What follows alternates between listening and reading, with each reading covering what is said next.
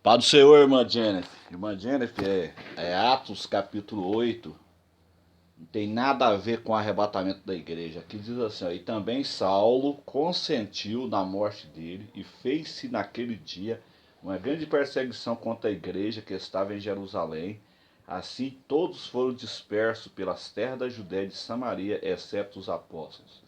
O contexto aqui está falando da perseguição que Paulo fez contra os judeus, inclusive o capítulo 7 mostra a morte de Estevão, né? Esse é o contexto desse texto aqui.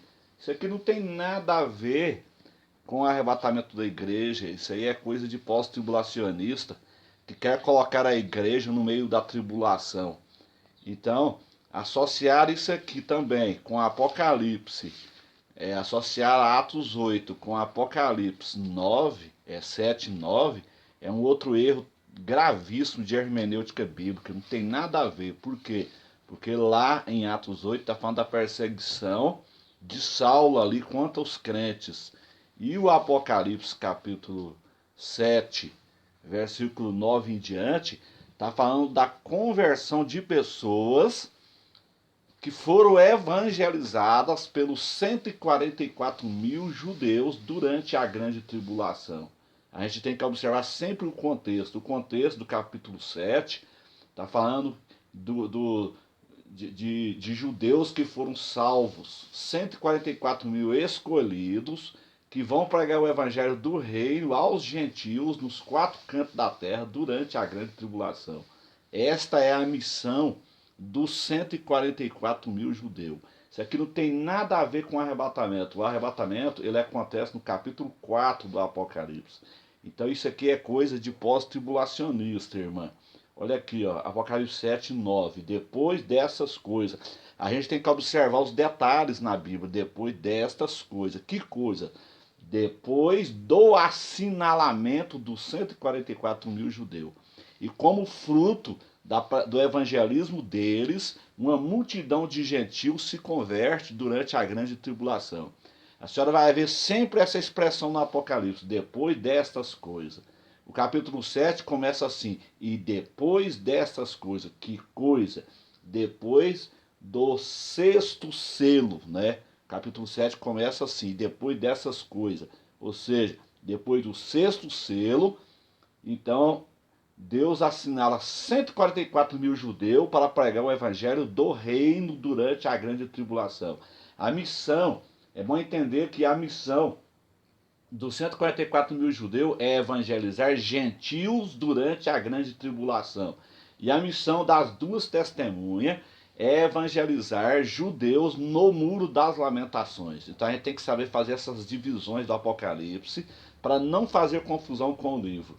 Então o Apocalipse 7 começa assim, e depois dessas coisas, ou seja, depois do sexto selo, aí Deus levanta 144 mil judeus para pregar o evangelho do reino aos gentios durante a grande tribulação.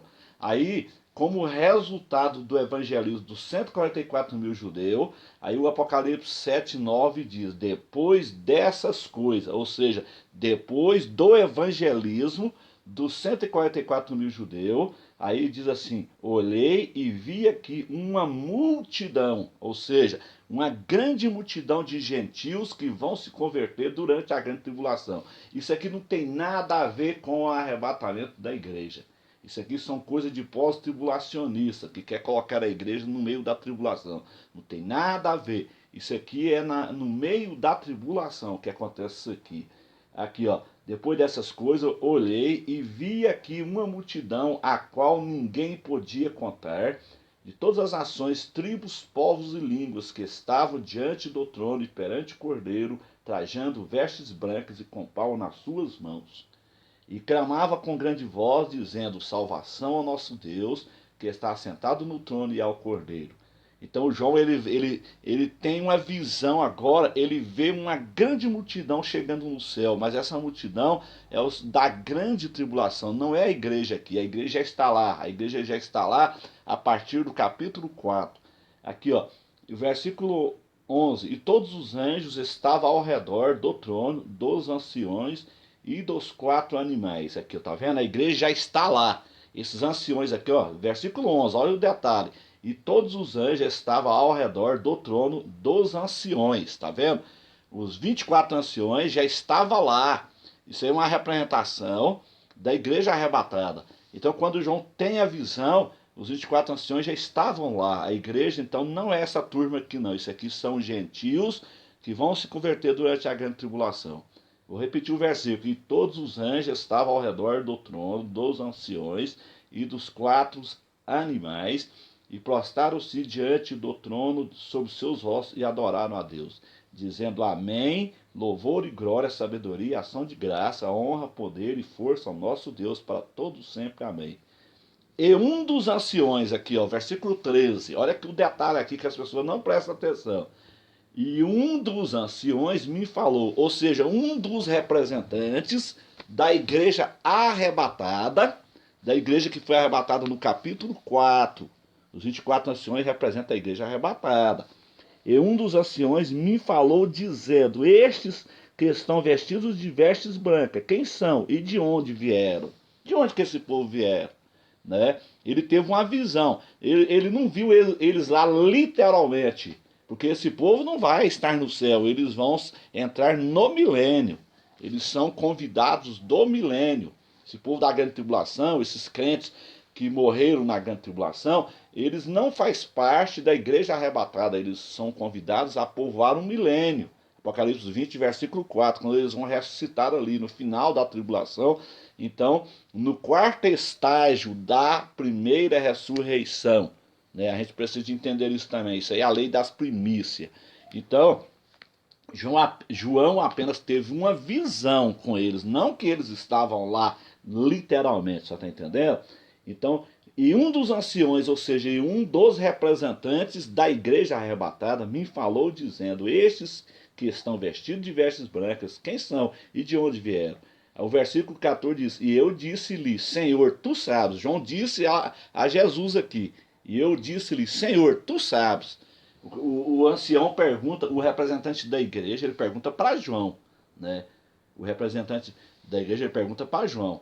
Aí João fala com o Senhor, e eu lhe disse, Senhor. João aponta para Jesus aqui.